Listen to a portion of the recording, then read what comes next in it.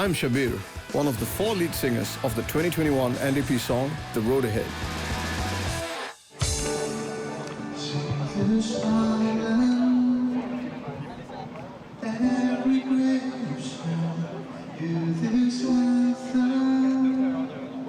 It's the voices of our friends singing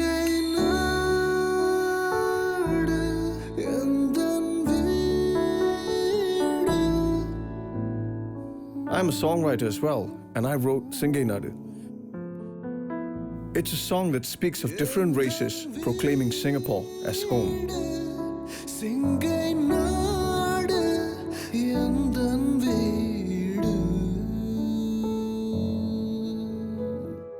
I wasn't commissioned by a committee or anything like that.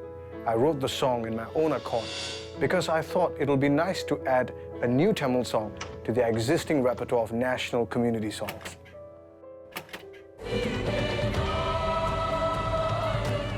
I was lucky. Singer-songwriter caught on and was chosen for the pre-parade show in 2012. My involvement in these songs had me thinking. What are the stories behind some of our favorite national songs? I'm going behind the music scores to reveal the untold stories behind our well-loved classics.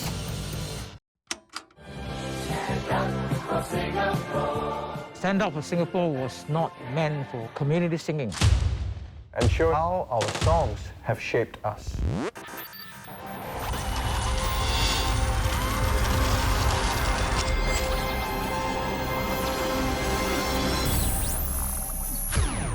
Piece off, like angry. Betrayed. Unbelievable, actually. Just straight up disrespectful.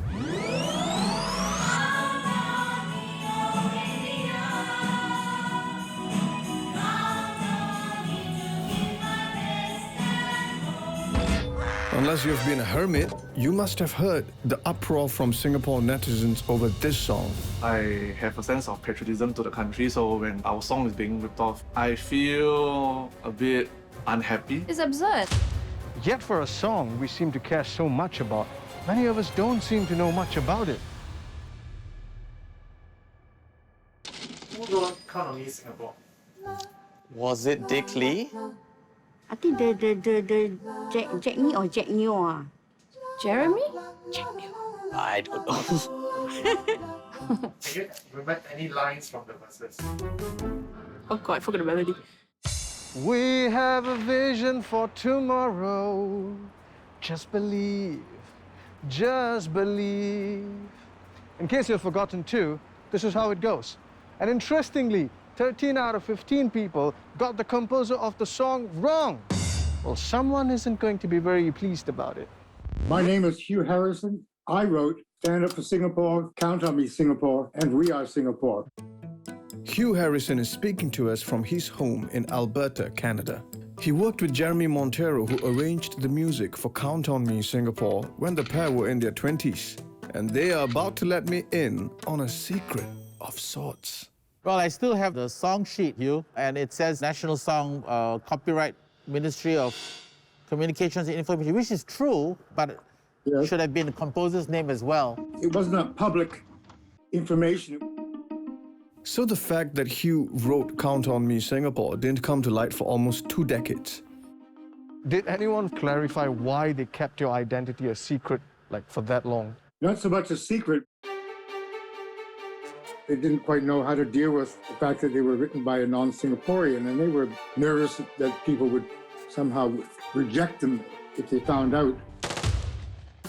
It's been 35 years since Hugh wrote the first words for the song, and they are quite different from the version you and I know today. Yeah, it came over on a fax machine. You remember fax machines? Yeah. So you can see the original lyrics. They said, "We have a dream, not we can achieve." Yeah, I remember. The committee felt that the dream was too non-concrete a thing in Singaporean thinking, so we went with "we can achieve."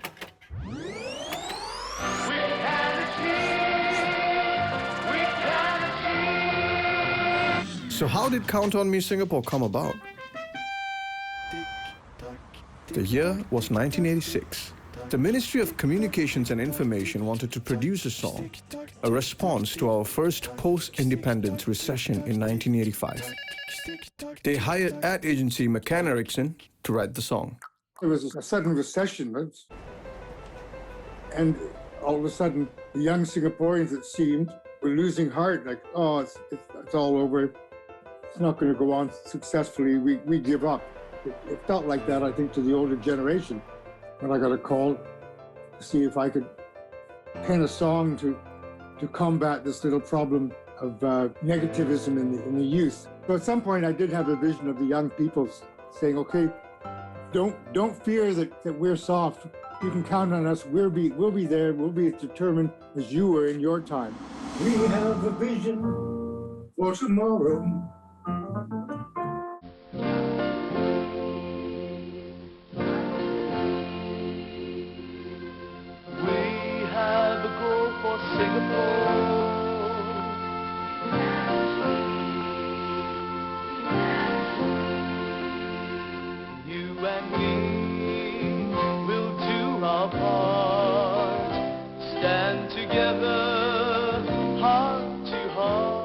So like, we could sing Count on Me Singapore right now, and it would still make perfect sense given the current situation. We can achieve, we can achieve. No matter how old you are, everybody looks to achieve something. Count on Me Singapore, because the future of the country really depends on us as Singapore citizens. It gives the opportunity to individual Singaporeans to make that declaration. It is not somebody tells you what to do. Count on Me Singapore was released in 1986 and was so popular that it sold more than 100,000 cassette tapes that year. That rivals pop albums back then. Do not forget, the PAP government is a very clever government. National songs was a link that was there that they took up and exploited. And the PAP government exploited the power of music right from the get-go in 1959. That's when the People's Action Party swept power as Singapore gained full self-governance from the British, taking over the running of our city, our economy, and our schools. At self-governance in 1959, we were essentially a port city. How do you meld these different trading communities, which had no roots, no loyalties to Singapore, into a nation-state? Which is why, despite other urgent bread-and-butter priorities, we published songbooks for school children as early as 1959. I wonder, for a nation barely on its feet then, what songs could we possibly sing that we can claim as our own?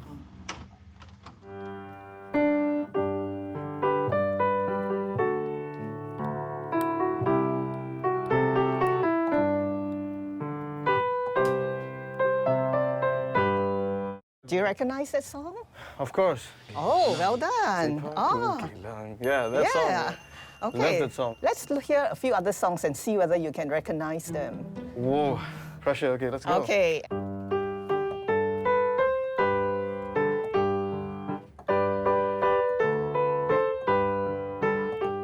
Very nice. I don't know. You don't know. Let's try a little harder. You might know the next one. Let me look for one. Harder. I failed to recognize the next three songs. Trust Sylvia Chong to know so many vernacular songs. She was a music educator with the National Institute of Education for 2 decades. Next one you don't know. Okay. I'll send you back to school. Oh, God.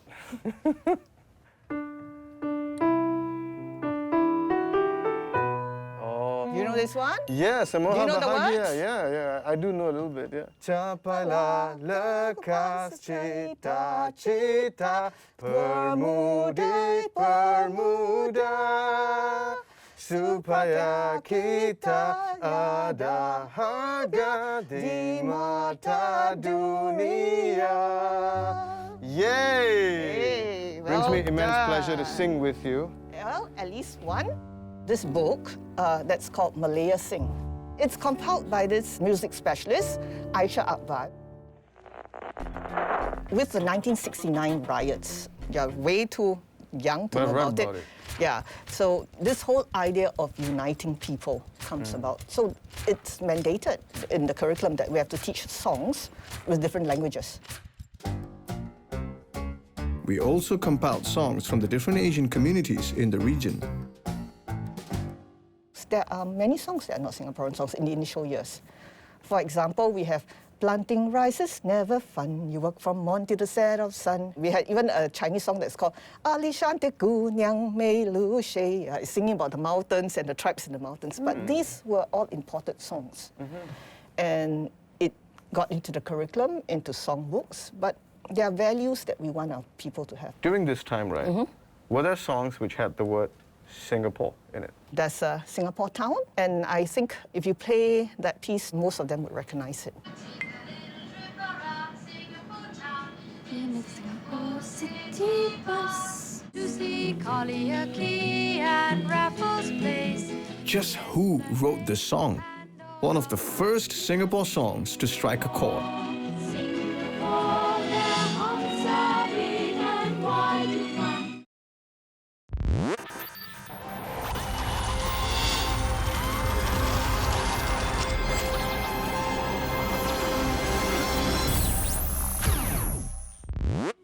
Remember this song? A little trip around Singapore town in Singapore city bus. It's a 1967 song that really can't get more Singaporean. And all of us, because it's Singapore, Singapore. Their hearts are big and wide, you find. Because it's Singapore, Singapore, high happiness for everyone. Because it's Singapore, Singapore, you'll find the answer. This is where the local favorite Singapore Town was performed for the first time in 1967 by the St Andrew's Cathedral singing group, the Side Islanders.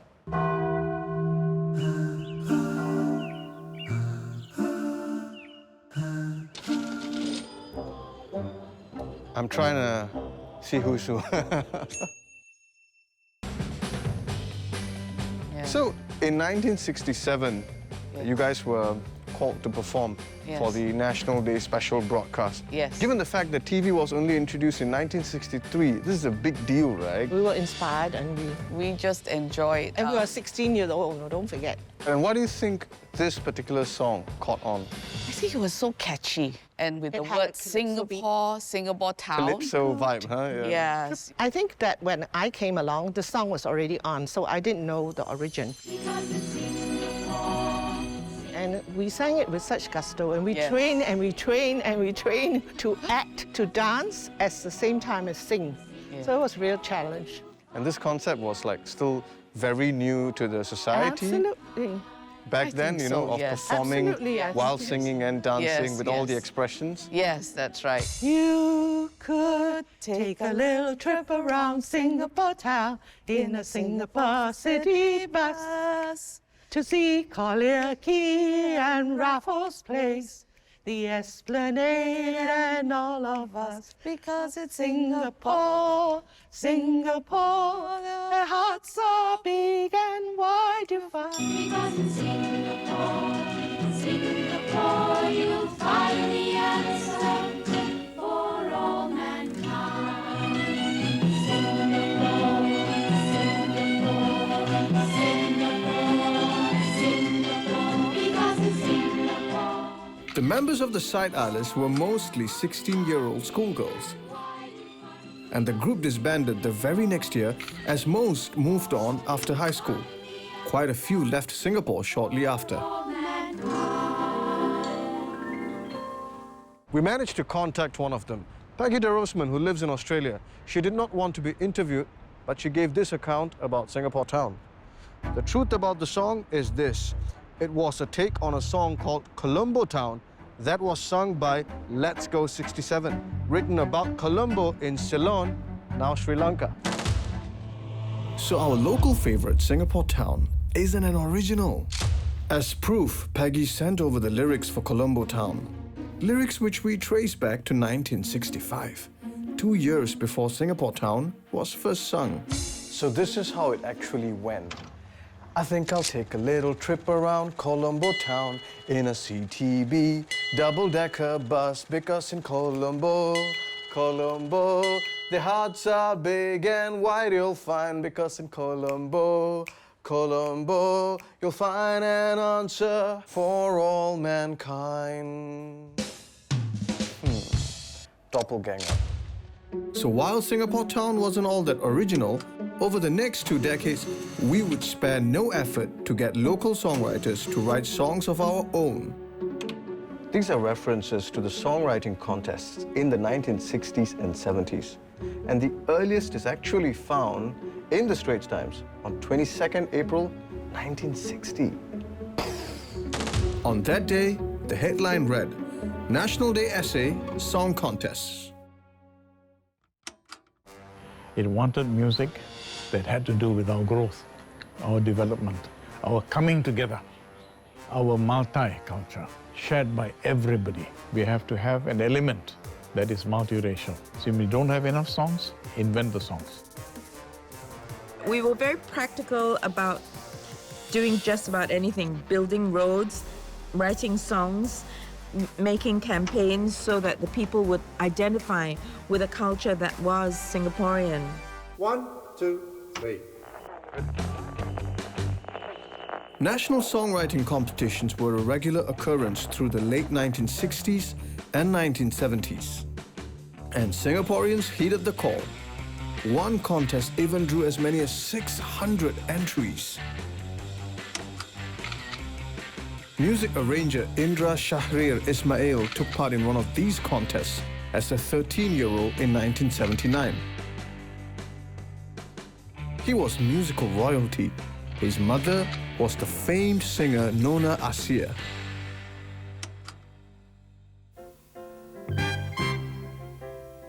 Hari Nasional, hari yang berbahagia, disambut riang, negara tersayang. There you are. That's not me, that's my twin. Yeah, right. What made you take part in this particular competition? That was all my mother's doings. Thought of it like, just enter the competition, just for the fun of it.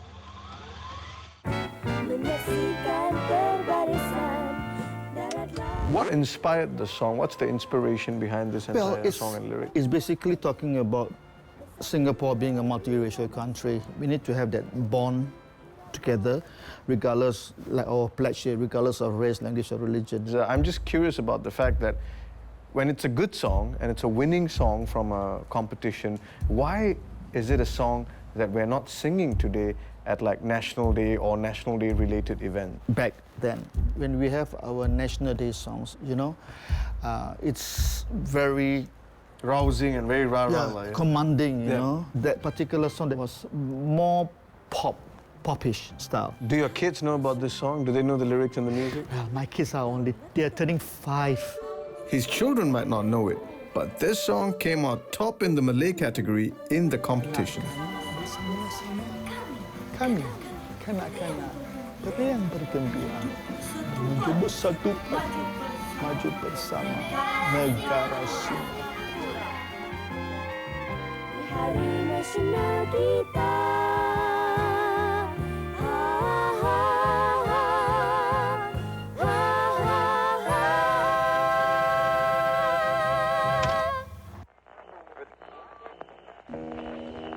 There were hundreds of songs submitted throughout the 1960s and 70s. But how many of those do we still sing today?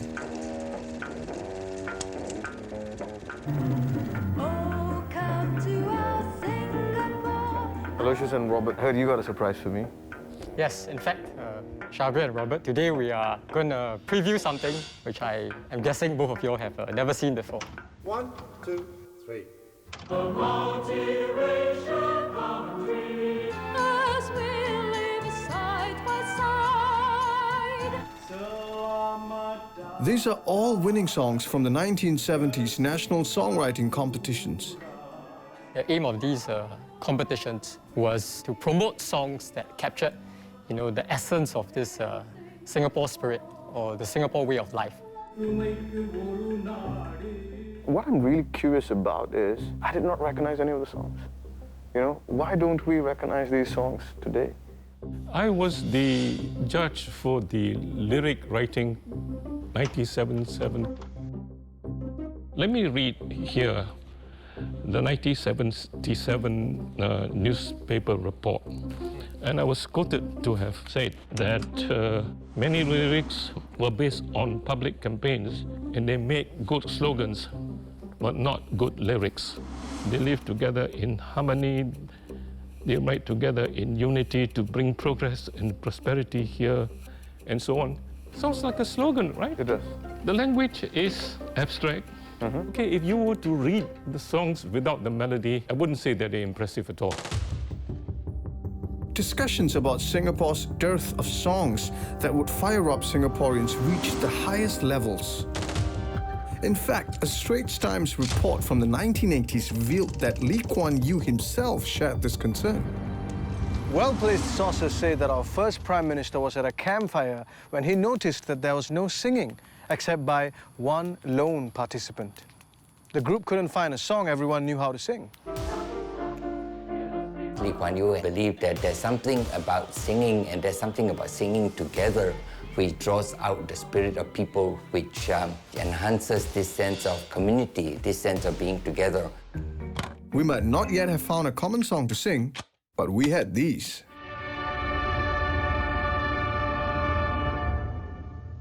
There's a part for everyone. In this land where we belong, there's a part for one and all. It's good, better, best, never let it rest. Productivity, I can't remember. Anyway, that was Team and the Bee. No, courtesy is for free. Courtesy is for you and me. They aren't national songs, but they were the breakthrough we needed.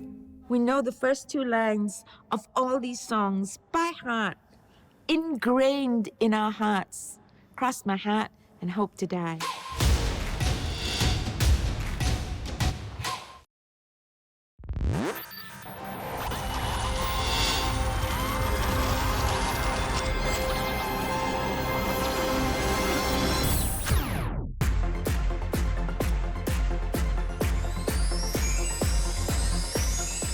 The 80s was a real renaissance defined by one word, fun.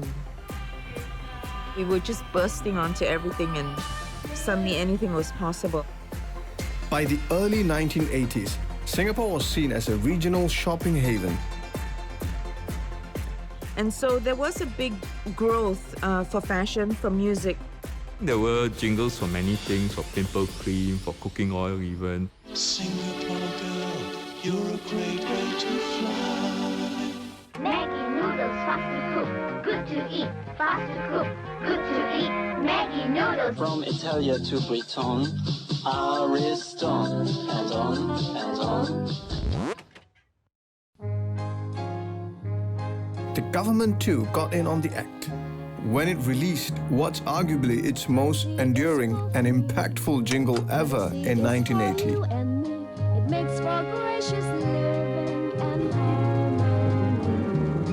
Giving a friendly smile, helping out when we can. Trying hard to be polite all the time. Words of appreciation. We saw it a lot on TV, yeah. It was just shown so often, repeatedly. I remember hearing it in school, jamming to the tune. I tell you this, okay? After I watched Courtesy Campaign, The Lion, I became the most courteous person in Singapore. Ha!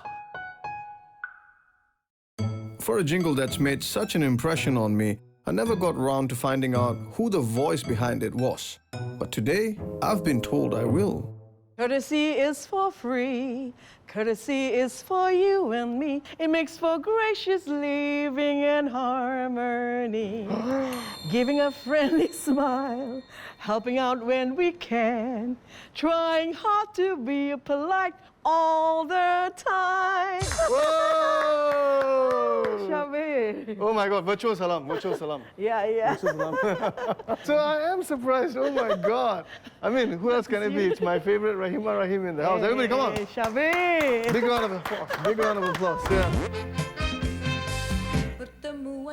Rahima Rahim was one of Singapore's first musical superstars.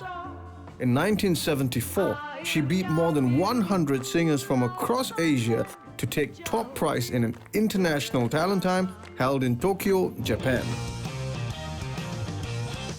I never knew that you are the one who sang this song. I mean, of course, I know you, right? I mean, I admire you as an artist and everything, but I could not connect this to, you know, this song is like your voice and stuff. When this song, Courtesy, was very famous, even in nightclubs, they requested this song. Are you serious? Yeah, serious. Drink and then must be courteous. Yeah. That's quite a lot to live up to. They love the melody, actually. The melody got to be catchy, easy, simple for them to understand. I mean, and also the lyrics are very important. The repetition. Courtesy could be our way of life. Make courtesy our way of... With the success of Make Courtesy a Way of Life, campaign jingles were here to stay. And this is why we were able to move from third world to first world elements as fast as we did. In 1982 came Teamy, the Productivity Bee. Shortly after, the Total Defense song in 1984. Total Defense was an idea which was inspired by Switzerland, but we expanded so that Singaporeans don't see defense as simply something for the SAF. There's a part for everyone. In this land where we belong. There's a part for one and all. To keep our nation strong. Put your heart to work and will to the defense of Singapore. Put your heart, your mind, and skill to our defense.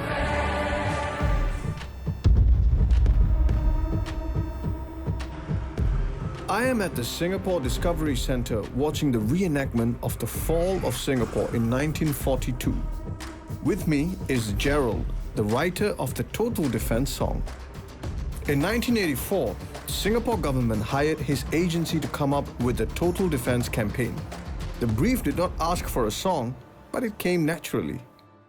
Those days, every campaign must have a song. Right, yeah. it was the rage. When the tagline was decided upon, there's a part for everyone. I went back, sat on the floor with my guitar and a cassette recorder, you know, and the lyrics just came out. The entire structure. Yes. When I was writing, I had to reflect. Firstly, my own growing up days in a kampong village. There was some bits of racial turbulence, but somehow the kampong got together. Yeah. The people kind of like looked after one another, and there was no issue about race or religion in that sense. I remember those days fondly. I am not alone. I'm part of the community. I still remember when the brief was coming through to us from SAF. It was really about saying that, yeah, it's not just about the brave men and women in the military. It's also about every citizen. You have a part to play. Put your heart, your mind, your will to our defense. And with all your night as one, we can defend our Singapore. With our heart, your mind, your will forevermore. No, these are not the original singers of the song. They are members of local band Quick Pick and songwriter Gareth Fernandez. They were commissioned by Ministry of Defence to do a remake of the jingle in 2016. There's a part for everyone in this land where we belong. There's a part for one and all to keep our nation strong. Many things that we can do to help defend our land. Let us all do what we can together, hand in hand. Why not write a new song? Why did MINDEF choose to reuse the old song? Because it is like a Singapore classic, you know, for the original, there's a part for everyone. So my job was to really modernize it for 2016. Bring it back to life, yes. Bring it back to life, yeah. What are the lyrical changes that you had to do when you were working with MINDEF for this particular version? The original version was a song of its time. We are soldiers, brave the good men, training ready, strong and steady, help the war, help us all. It was great for its time, but I felt that our situation has changed. We don't have strong men anymore? No, now we have a lot more strong women because the, you know, What we have is worth defending, with a love that's never failing. Always ready, strong and steady. Let's heed the call, come on and on. What do you think is relevant about the song today? Well, I think it's actually more relevant today because of the way things are right now. The reason why we're all wearing masks. And because of that, it's even more important that we have like our social defense, our psychological defense. Obviously, a lot of us are out of jobs. A lot of us have been switching over to lower paying jobs just to pay the bills. So I think that's what makes it even more relevant. Put your heart and mind, your will to our defense. Put your heart and mind, your will to our defense. Oh, and if we all unite in sport, we can defend our Singapore with a heart, a mind, a will forevermore. The original Total Defense jingle was launched in 1984. It marked the first time the government worked with an ad agency for a public campaign. Now, before I go into the details, let me introduce... It was a strategy that was first mooted by a civil servant, Richard Tan. And the civil service took the same tactic for an even bigger campaign that year. They put out an open tender to find another ad agency. The brief? To wage a marketing campaign to create excitement over 25 years of self-governance in Singapore. According to Richard, a song was again not mentioned in the brief. But with jingles all the rage in the 80s, it naturally became a part of the campaign. Stand up for Singapore, do the best you can. Shout for your fellow man, you've got to make a stand. McCann tendered together with Hugh Harrison for the campaign. They proposed a song. There was no title to it, nothing.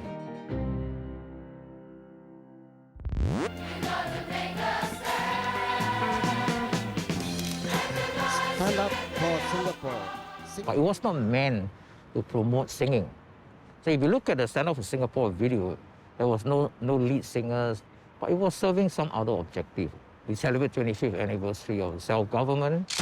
To build on the momentum of Stand Up for Singapore and to encourage us after the 1985 recession, Richard commissioned a sequel. We must tell a story of commitment and confidence. Count on Me was the right response. And then, of course, thereafter, we had We Are Singapore. I got Hugh Harrison involved in all this. And he was a wonderful, wonderful writer. Were you concerned that some people would balk at the fact that all 3 National Day songs of that time was written by a foreigner? We actually did consider looking for local composers. Unfortunately, the kind of song that I reviewed that was sent to me, they just didn't have the kind of grandness that I wanted for the nation. You don't want to take risk. You want to be very sure and it paid off, right? Why would you take a risk in 1987 with We Are Singapore when you have 4 new faces, relative unknowns, to front the song? The most important thing is the messages in We Are Singapore and in the messages of themselves, being ordinary Singaporean from ordinary lives. So I told McCann, We Are Singapore necessarily require 4 races. Let's choose 4 people that are total unknown. So long as they can sing, let them lead, so that people can identify with them and not worship them as stars. There was a time when trouble seemed too much for us to take, but we did. We built a nation, strong and free, reaching out together for peace and harmony. We Are Singapore was the first national song to feature singers from the 4 races. Robert Fernando was one of those 4 Singaporeans, all unknowns when they took the leading parts. And it turns out he had no idea that he was going to be a part of something quite extraordinary. You sang We Are Singapore right here. Yeah, that's like some 34 years ago. My involvement at the start was come and do vocals.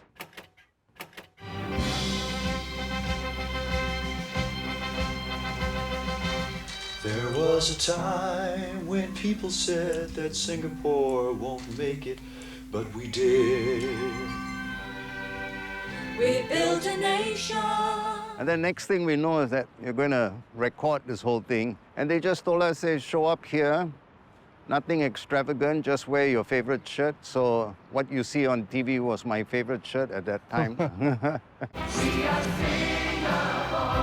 We are Singapore. Once the video came on air, I had plenty of Indian people who came to compliment me. They said, you know, you represent us. And I go, oh, yeah, actually I do, you know, and make you feel proud. Can we get you to sing in this place again, one more time? There was a time when trouble seemed too much for us to take, but we did. We built a nation, strong and free. This is my country, this is my flag, this is my future, this is my life. After searching for nearly 3 decades, we now had songs of our own to sing. But what would it take to get Singaporeans to sing along at a National Day parade?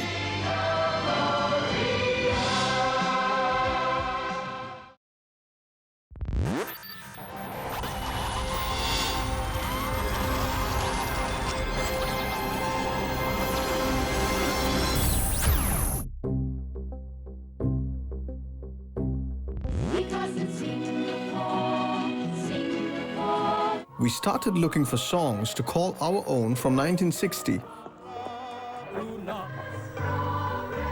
Fast forward 60 years, and we have over 70 songs we consider national songs. My personal favorites are Stand Up for Singapore and Home. Just like the river which brings us life, there'll always be Singapore. This is home, truly, where I know I must be, where my dreams wait for me, where the river always flows. I'm sure I'm not alone in my love for home. But what makes a song we all love? Okay, this is the romantic one. Very romantic. Count on me, Singapore. Count on me to be the best and more. Stand up for Singapore. I forgot the lyrics. It's quite easy. Stand up for Singapore. Do the best you can. It's something like that. The songs all belong to my age. 好像这个 video call me a lot of memories. It is not easy to start a young country. They are old. That is one. They are Vintage. Yes. But they are everlasting to me. Yeah, because the lyrics are simple. Like once you hear it, you can remember the whole lyrics. Name a song that you think encapsulates a National Day song. I guess Count on Me.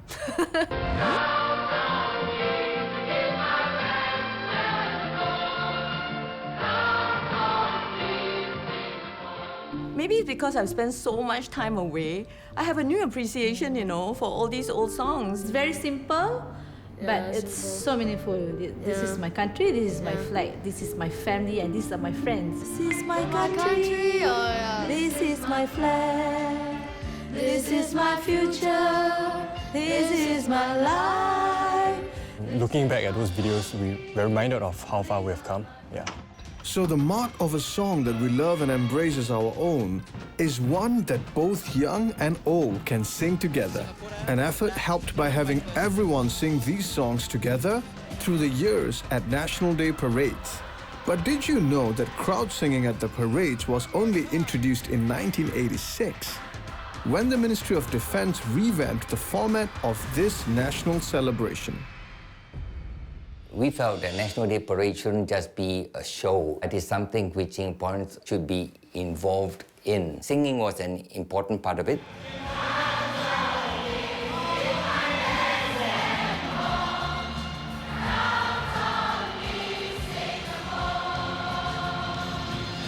"1986, that was the first time we sang together as a nation at a National Day parade. It was all part of a major revamp. Instead of being a daytime affair, the 1986 parade started in the evening and went on after sunset. And instead of tanks, there was massive audience participation, waving lights and singing songs in unison on stage in the stadium, and the hope was at home. Lung Mei Lin was the TV producer in the hot seat, tasked to make the parade resonate with the viewers at home. To make that happen, her team had to make sure the audience in the stadium would sing along. Because there was this fear that people may not sing along. So the only way to do that was to get participation for people to learn the songs, and therefore the schools were asked to teach some of these songs in schools, right? So the children learn them. But Shabir, you and I know not everyone's going to sing, especially we are not a nation of singers, right? So the only other way was for us as TV producers to use our arsenal of techniques. We could stand behind the producer and say, hey, include that group of people singing, or cut away from that, they're not singing. We did do a lot of these things, but that gave the encouragement, for people at home to sing. Don't forget that our principal job was to get the home audience to enjoy the song. What were the other challenges you faced after that? We're multiracial. If you want people to feel that the parade belongs to them, you have to give them something intrinsic, something that they feel part of their roots as well. So we always had this Malay, Indian, Chinese thing. It was easier to find the Malay songs, a little bit more difficult with Tamil because of the difficulty in learning the pronunciation. Right. Then the Chinese songs. So you had to pick one that was neutral, carried the right sentiments, and that's why we picked 小人物的 Yeah, I know Xing Shen. that song.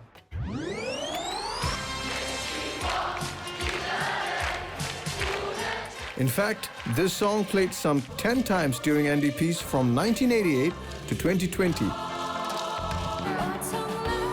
making it the most sung Mandarin song at the parades.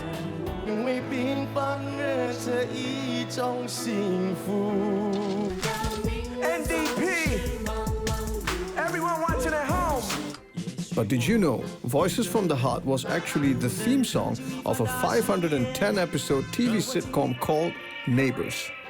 From 1986 to 1988, every day, this song would be heard blaring from HDB flats across the country. The Chinese title of the song literally translates to mean the heartfelt voice of the everyday people. And these everyday people who wrote the song are waiting for me. 1, 2, 3.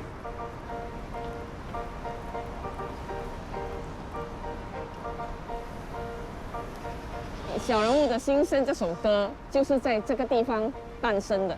I see. So it's the city and the surroundings that inspired the lyrics and the music of the song? 是这条河。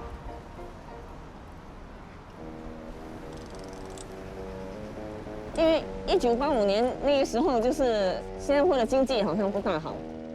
我毕业了，可是我一直没有找到合适的工作，对人生有点沮丧。所以我走过那条河的时候呢，就是才会有一种感慨，觉得就是人海茫茫，何去何从的感觉。也许我一个人不能成就一番大事业。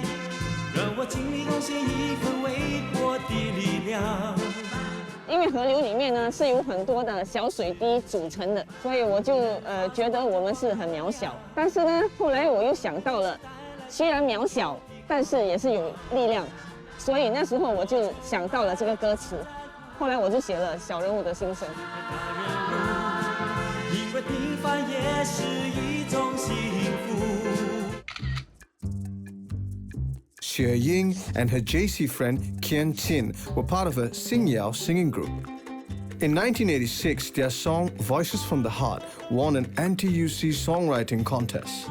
Its grassroots appeal led to its inclusion in the 1988 National Day Parade. How did you feel the first time when you heard that it's selected for 1988 NDP? 这首歌没有想到会受到这么欢迎。我们这首歌其实没有很美丽的词藻，没有什么诗情画意或者是浪漫，但是它有着一种很真实的情感在里面。可能这样就比较接地气啊，比较接近人民的心态。看到名人总是忙忙碌碌，我的视线由我控制，平凡日子一样会重视。In Singapore's first 2 decades as an independent nation, we didn't yet have our own words, our own songs about Singapore. 让我提供这一份微薄的力量。But in the 80s, thanks to a group of zealous civil servants and the pen of a Canadian, we had a trio of national songs that echoed the newfound pride in the country and provided a timely call to action. But the 1990s would bring a shift in the songs that would resonate with a new generation. This is how truly together we make a difference. We will get there. We are Singapore, we are Singapore. Louder! Come everybody, come. Like that, like that. Yeah. Heart, your mind, your will. To work, oh, forevermore.